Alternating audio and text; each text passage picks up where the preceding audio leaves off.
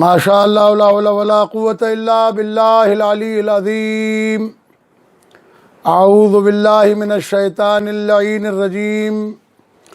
بفضل بسم اللہ الرحمن الرحیم، وبہ نستعین وہو خیر ناصر ومعین۔ الحمد للہ وکفی وسلام علی عبادہ الذین اصطفی، اما بعد فقد قال اللہ سبحانہ وتعالی فی محکم کتابہ الکریم، بسم اللہ الرحمن الرحیم۔ اللہ الذی خلقکم ثم رزقکم ثم یمیتکم ثم یحییکم، هل من شرکائکم من یفعل من ذالکم من شیء سبحانہ وتعالی عما یشرکون۔ ظہر الفساد فی البر والبحر بما کسبت ایدی الناس لیذیقہم بعض الذی عملوا لعلہم یرجعون۔ صدق اللہ مولانا العلی العظیم وصدق رسولہ النبی الکریم۔ سامعین گرامی قدر، السلام علیکم ورحمۃ اللہ وبرکاتہ۔ موجودہ حالات کے پیش نظر قرآن مجید فرقان حمید کے بیانات سے سامعین گرامی قدر کے اذہان کو منور کرنے کے لیے سورہ مبارکہ روم قرآن مجید کا 30واں سورہ ہے، اور یہ اس کی 39 اور 40 نمبر کی 2 آیتوں کی تلاوت کا شرف حاصل کیا گیا ہے۔ غور سے سماعت فرمائیے گا کہ اللہ الذی خلقکم، اللہ وہ ہے جس نے تمہیں خلق کیا ہے، ثم رزقکم، اور اس نے پھر تمہیں رزق عطا فرمایا ہے، ثم یمیتکم، پھر وہ تمہیں موت دے گا، ثم یحییکم، اور وہی پھر تمہیں زندہ کرنے والا ہے۔ هل من شرکائکم من یفعل من ذالکم، اللہ تبارک و تعالیٰ مشرکین سے خطاب کرتے ہوئے کہتے ہیں کہ کیا تمہارے شرکاء ایسے ہیں جو یہ کام کر سکیں؟ من شیئن، کوئی بھی ان میں سے چھوٹا سا کام بھی انجام دے سکتے ہیں۔ سبحانہ و تعالی اما یشرکون، پاک ہے پروردگار عالم کی ذات، بلند و بالا ہے، اور اس بات سے جس کا تم اسے شریک قرار دیتے ہو۔ خداوند کریم کے ہاتھ میں موت و حیات ہے، اس میں کوئی دو رائے نہیں ہے۔ اب مسئلہ یہ کہ دنیا کے اندر جو کچھ آج کل ہو رہا ہے، پوری دنیا پریشان ہے، اس کے لیے قرآن مجید کے اس آیت سے استفادہ کرتے ہیں کہ ظہر الفساد فی البر والبحر، خشکی اور تری میں، ہر جگہ پر، زمین پر، سمندروں میں فساد پھیل چکا ہے، اور یہ خرابی، یہ تکلیفیں کیوں آئی ہیں؟ بما کسبت ایدی الناس، یہ اللہ کی طرف سے نہیں ہے، بلکہ جو لوگوں نے اپنے ہاتھوں سے برائیاں کی ہیں اور جو غلطیاں کی ہیں، اس کی وجہ سے یہ سارا فساد پھیلا ہے۔ لیذیقہم بعض الذی عملوا، اللہ تبارک و تعالی انہیں ذائقہ چکھانا چاہتا ہے، اس بات کا مزہ چکھانا چاہتا ہے جو کچھ انہوں نے کیا، لعلکم یرجعون، تاکہ وہ اللہ کی طرف رجوع کرنے والے بن جائیں، اللہ کی طرف پلٹنے والے بن جائیں۔ برادران عزیز، مختلف لوگ مختلف باتیں، مختلف عنوانات بیان کرتے ہیں، علماء کرام فتاویٰ دے رہے ہیں،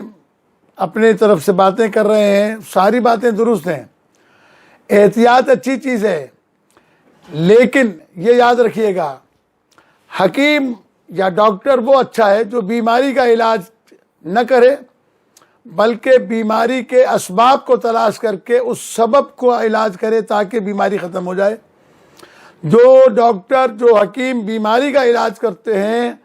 وہ کبھی بھی مریض کو مکمل شفایابی نہیں دے سکتے، لیکن جو لوگ اسباب کی طرف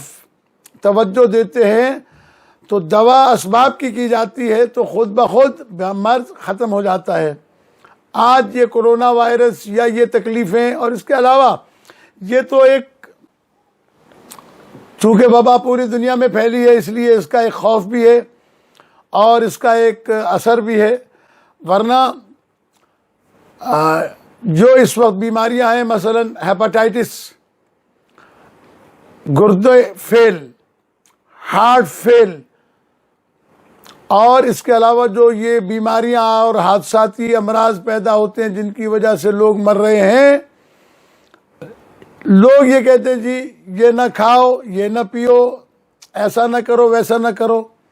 یہ بات بالکل بجا ہے کہ بیماریوں میں احتیاط، الاحتیاط و سبیل النجات مولا کائنات کا فرمان ہے کہ احتیاط جو ہے وہ نجات کا رستہ ہے، اس میں کوئی دو رائے نہیں ہے۔ جو ڈاکٹر حضرات بتا رہے ہیں مثلا دستانے پہنیں، ماسک لگائیں،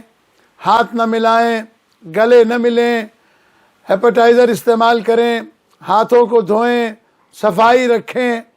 یہ ساری چیزوں سے ہمیں انکار نہیں ہے، یہ ساری چیزیں احتیاط کی ہیں کہ بیماری سے کیسے بچا جا سکے، لیکن یہ بیماری سے بچنے کے لیے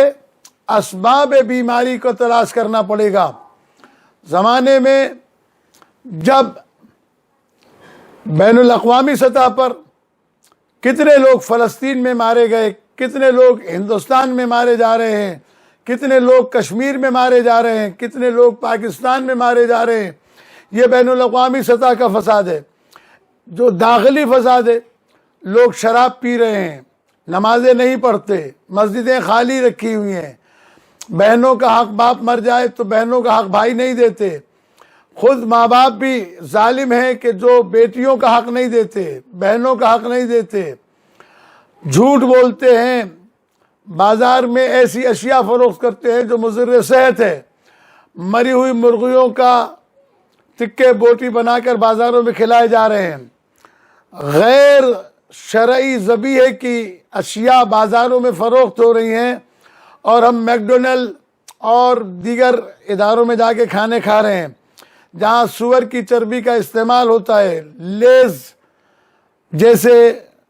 چیزیں جو یہ اسرائیلی مصنوعات ہیں، یہ تمام چیزیں جب ہم غیر ضروری طور پر دنیا میں کہ جناب چھوڑو یہ تو مولویوں کی باتیں ہیں، ایسا نہیں ہے۔ اللہ نے باقاعدہ طور پر قرآن مجید میں اعلان کیا ہے کہ کھاؤ پیو لیکن حلال، طیب، پاکیزہ غذا استعمال کرو۔ آپ دیکھیں کہ ہمارے ہاں کتنا ذبیحہ حلال کا ہے، پھر اس کے بعد رشوت خوری کا بازار کتنا گرم ہے، ہماری عدالتوں کی صورتحال کیا ہے، ہمارے حکومتی اداروں کی صورتحال کیا ہے، ہمارے تعلیمی اداروں کی صورتحال کیا ہے، اور اس کے علاوہ بازاروں کے اندر جو ہے وہ چیزوں کی خرید و فروخت میں کس قدر ملاوٹیں ہیں، کس قدر بے ایمانیاں ہیں۔ 1 کلو کا 3 پاؤ تولنے کے اندر بھی ہمارے اندر جو ہے وہ بہت بڑی خرابی ہے۔ حرام گوشت کھلایا جاتا ہے،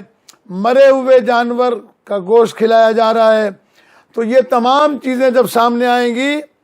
تو ہم الزام تو لگاتے کہ جی چائنا والے حرام کھاتے ہیں، کتے کھاتے ہیں، بلی کھاتے ہیں، چوہا کھاتے ہیں، سانپ کھاتے ہیں، گیدڑ کھاتے ہیں، یہ کھاتے ہیں، وہ کھاتے ہیں،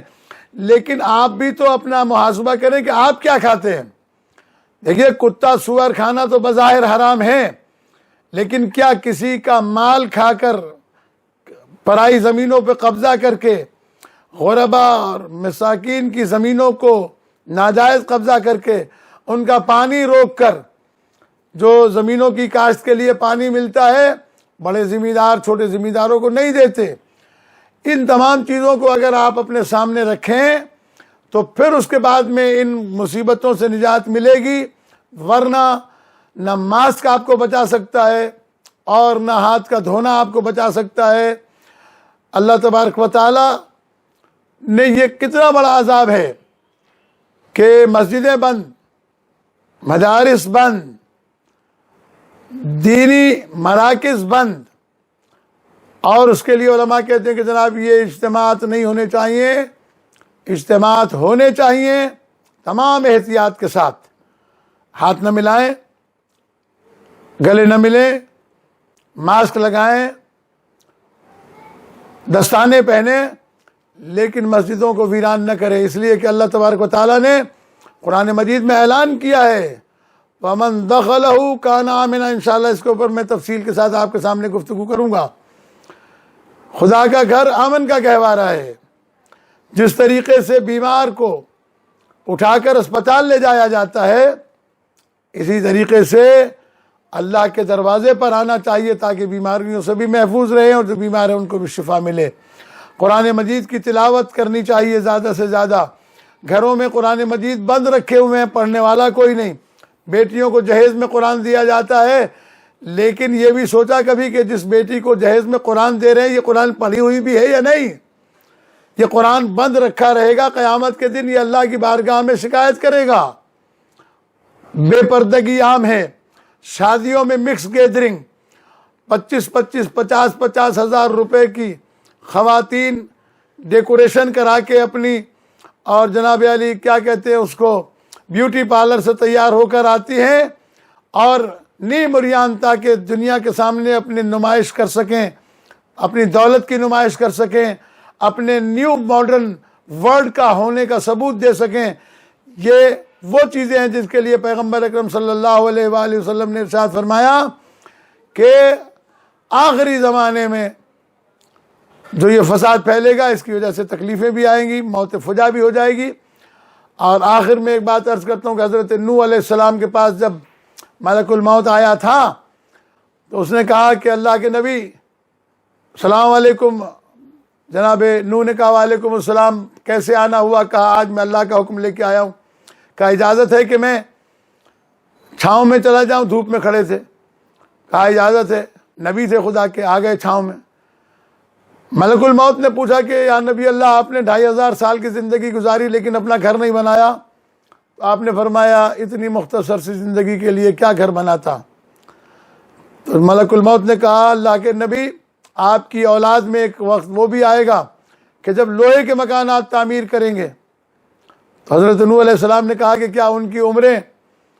جو ہے وہ 25 ہزار سال کی، 10,000 سال کی ہوں گی؟ کہا نہیں، گناہوں کی کثرت کی وجہ سے ان کی عمریں گھٹ کر 40 اور 50 سال کی رہ جائیں گی۔ حضرت نوح علیہ السلام نے ارشاد فرمایا خدا کی قسم اگر مجھے یہ پتا ہوتا کہ میری عمر اتنی ہے تو میں ایک سجدے میں گزار دیتا۔ آئیے مل کر اللہ کی بارگاہ میں توبہ کرتے ہیں، استغفار کریں، تسبیحات پڑھیں، اللہ کے گھروں کو آباد کریں، حقوق کو ادائیگی کی کوشش کریں اس سے پہلے کہ ہم مر جائیں اور ہماری گردنوں پر لوگوں کے حقوق باقی رہ جائیں اور ہم وہاں جا کر حساب دیں اور ہمارا مال ہماری اولاد اور ہمارے ورثاء کے درمیان تقسیم ہو جائے۔ مولا امیر علیہ السلام فرماتے وَاسْمَعُوا دَعْوَةَ الْمَوْتِ آذَانَكُمْ، اپنے کانوں کو روزانہ موت کی آواز سناؤ۔ مولا فرماتے ہیں کہ ایک فرشتہ اللہ نے خلق فرمایا جو آسمان سے روزانہ ندا دیتا ہے کہ لِدُولِ الْمَوْتِ، پیدا کرو مر جانے کے لیے، وَاجْمَعُوا لِلْفَنَا، مال جمع کرو فنا ہو جانے کے لیے، وَبَنُوا لِلْخَرَابِ، اور بڑی بڑی عمارتیں بناؤ خرابے میں تبدیل ہو جانے کے لیے۔ والسلام علیکم ورحمۃ اللہ وبرکاتہ۔